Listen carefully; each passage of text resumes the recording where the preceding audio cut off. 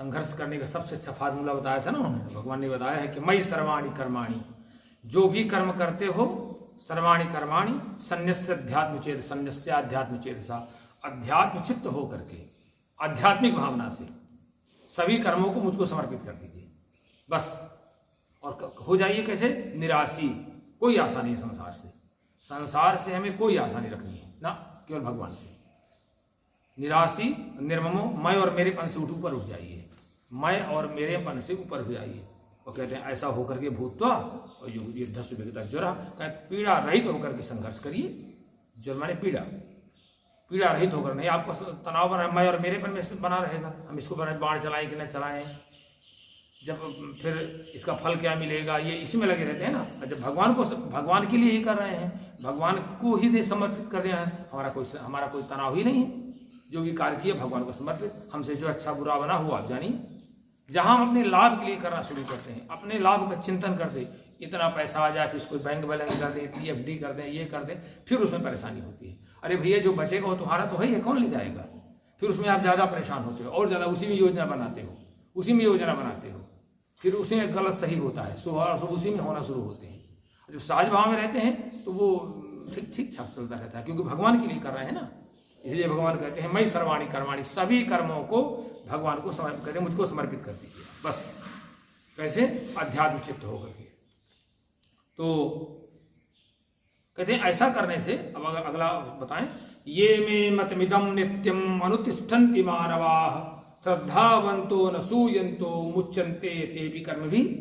भगवान कहते हैं इस तरह से जो व्यक्ति, ये मानवा, जो व्यक्ति अनुसूयंता, दोष दृष्टि से रहित, दो दोष होते हैं मनुष्य में, द्विठो, एक होते हैं असूया दोष और एक अमर्ष दोष। इन दो दोषों से मुक्ति पाया जाए बहुत कल्याण होता है, मैंने चकाचक उसकी उन्नति होने लगती है। असूया दोष क्या है? हर व्यक्ति में, हर जगह जहां पर गुण भी है वहां पर भी दोष देखना। ये बच्ची बहुत अच्छा काम कर लेती है तब भी दोष देखना, ये चाचा बहुत अच्छा काम करे तब भी इनमें दोष देखना, ये बहुत अच्छा लिखे तब भी दोष देखना, ये एक बहुत खराब आदत है। और कोई 2-4 लोग बैठे हैं तो वो अच्छा बता रहे हैं, यार वो तो सब सही, इतना जरूर वो लेके आ जाएगा, अरे वो तो सब ठीक, ये जरूर कमी थी, ये दोष देखना। तो इसको कहते हैं असूया दोष। ये दोष से आपको, व्यक्ति को मुक्त होना चाहिए, बिल्कुल धीरे धीरे मुक्त हो जाना, धीरे धीरे। अगर है तो अपने आत्म समीक्षा करते हुए अपने आप ब्रेक लगाते रहिए और कंट्रोल ब्रेक लगाते रहिए, कंट्रोल करते रहिए रिमोट से कि नहीं गलत मैं करने जा रहा हूँ, उसमें तो गुणे भैया, इतने हम गुण क्यों नहीं देखते हैं, उसमें बुराई क्यों देखते हैं? तो कहते हैं भगवान की ये मानवा और अमर्ष दोष, दूसरे की उन्नति को देख करके जो हमारे अंदर दाह पैदा होता है, जो हमारे चिढ़ पैदा होती है, अंदर ईर्ष्या पैदा होती है, उसका नाम है अमर्ष दोष। अकारण जिससे क्रोध कर लेना। अगर दूसरे का शरीर देख लिया, दूसरे कपड़े देख लिया, दूसरे का मकान देख लिया, दूसरे की नौकरी देख लिया, अरे भैया थोड़ा सा तो कहो ये बहुत अच्छा हुआ, उसका इतना कहना तो सीखो, इतना तो सीखना है, ये बहुत अच्छा हुआ, अच्छा हो रहा है उसका, बहुत अच्छा हो रहा है। तो कहते हैं भगवान ये मतमिदम, जो कोई व्यक्ति दोष दृष्टि से रहित होकर के और श्रद्धावान होकर के, क्या शब्द लगाया उन्होंने भगवान ने? श्रद्धावान होकर के मेरे सिद्धांत का, जो पहले बता गए, कौन सा? मयि सर्वाणि कर्माणि संन्यस्याध्यात्म चेतसा, और पहले जो सिद्धांत बता गए हैं, कहते हैं उन सिद्धांतों का हमेशा नित्यम अनुतिष्ठन्ति, स्थायी रूप से अनुसरण करते हैं। नहीं कि आज किया कल नहीं किया, नित्य हमें धारणा बना लेना है, हमने जब किया आपको समर्पित, हमने पूजा किया आपको समर्पित, हो गया। तो नित्यम अनुतिष्ठ, वही नवदा भक्ति में आया, तुम वही निवेदित भोजन करें, भोजन का बहुत अच्छा है, भगवान को समर्पित कर दिया, फिर पाना तो हमको उनका प्रसाद रूप में पा लेंगे, कोई दिक्कत ही नहीं आएगी। एक कण नहीं आप छोड़ पाओगे, आदत बन जाएगी यहाँ कि हमने इसको भोग लगा दिया था। अब अगर एक कण छोड़ते हैं तो भगवान को प्रसाद नाली में जाएगी, ये नाली में जाएगा, फिर आपकी एक अच्छी आदत बन गई जाएगी। अन्न अपने आप में ब्रह्म है, अन्न के बिना किसी जीव की स्थिति नहीं हो सकती, किसी जीव की, आहार के बिना। अन्न मतलब आहार, तो जब भोग लगा देंगे तो लगेगा एक कण न बर्बाद जाए हमारा, अगर बर्बाद हुआ तो भगवान का प्रसाद है, बस एक अच्छी उन्नति होना शुरू हो गई। और जो व्यक्ति अन्न की बर्बादी करता है वो पतित हो जाता है धीरे धीरे वो। और एक हमें माता रानी बहुत कहा करती थी हम लोगों को सिखाने में, कहते हैं बर्बाद किए रहो तुम लोग, बचपन में बर्बाद किए रहो, जब धीरे धीरे एक थाली इकट्ठा हो जाएगा, उस दिन कोई न कोई तुमको बीमारी हो जाएगी, कोई न कोई समस्या आ जाएगी, भोजन ही नहीं उस दिन मिलेगा, कहीं इकट्ठा बर्बाद किए रहो। तो हम लोग सचेत रहते थे, यही कहते बर्बाद किए रहो तुम लोग। अगर एक कण बर्बाद करोगे, जिस दिन एक थाली कंप्लीट, उसी दिन तुम्हारे लिए भोजन तो नहीं मिलेगा तुम्हें, उस दिन। ऐसे न कोई समस्या, बीमारी आ जाएगी, कोई समस्या आ जाएगी, तुम लोग सचेत रहते, वही स्वभाव बन गया। तो भगवान कहते हैं जो मेरे इस मत का नित्य अनुष्ठान करते हैं, नित्य उसी का अनुसरण करते हैं, एक दिन नहीं, माने नियम तो नियम फिर तो ते अपी करहि मुच्यन्ते, उसको न पाप लगता, माने सभी पाप कर्मों से मुक्त हो जाता है, कोई उसको पाप नहीं, पापे पास नहीं उसके आते। भगवान को समर्पित किया उसने, अपने लिए किया नहीं। जब हम अपने कोई कार्य इंद्रियों के सुख के लिए, तब फिर हमने कमाई किया, इससे हमारी इतनी इंद्रियों को सुख मिल जाए, दूसरे को न मिल जाए। अगर दूसरे के पास ज्यादा संसाधन है, सुविधा वाले, तो हमको चिड़ पैदा हो जाए और जुटाएंगे, उसके बाद एक एसी लगा तो चट लगाएंगे, हम बाथरूम में भी एसी लगाएंगे। इस तरह जब भावना पैदा होती है तब आज समस्या बनती है। जब हम कमाते हैं केवल अपने इंद्रियों के सुख के लिए, और जब भगवान के लिए तो करता ना। तो अगला क्या कहते हैं, ये पेदभ्यसूयन्तो नानुतिष्ठन्ति मे मतम सर्व ज्ञान विमूढ़ास्तान विद्य नष्टान चेतसा। क्या बात है, कितनी अच्छी बात कहते हैं।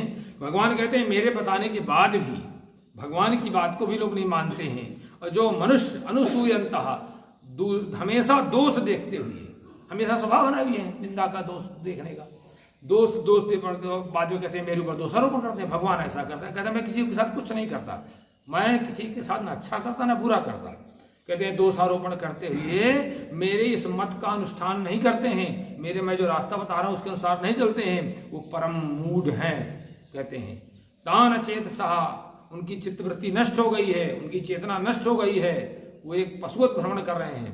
सर्वज्ञान विमूढ़ान, सभी ज्ञानों से मोहित हैं, और नष्टान कहते हैं अपने आप पतन की ओर जा रहे हैं। क्या देखना उनका परिणाम, नष्टान विद्धि, उनको न मरा हुआ जानो, नष्ट हुआ जानो, वो पतन की ओर जा रहे हैं। देखते देखते जाइए, उनका धन चला जाएगा धीरे धीरे, किसी न किसी बहाने से, बीमारी, घूसखोरी, चोरी, आग लगने से कहीं कैसे निकल जाए, सब खत्म हो जाएगी। इसलिए भगवान कहते हैं सदृशम चेष्टे स्वस्या प्रकृतेर ज्ञानवानपि प्रकृतिम ज्ञान्ति भूतानि निग्रह किं करिष्यति।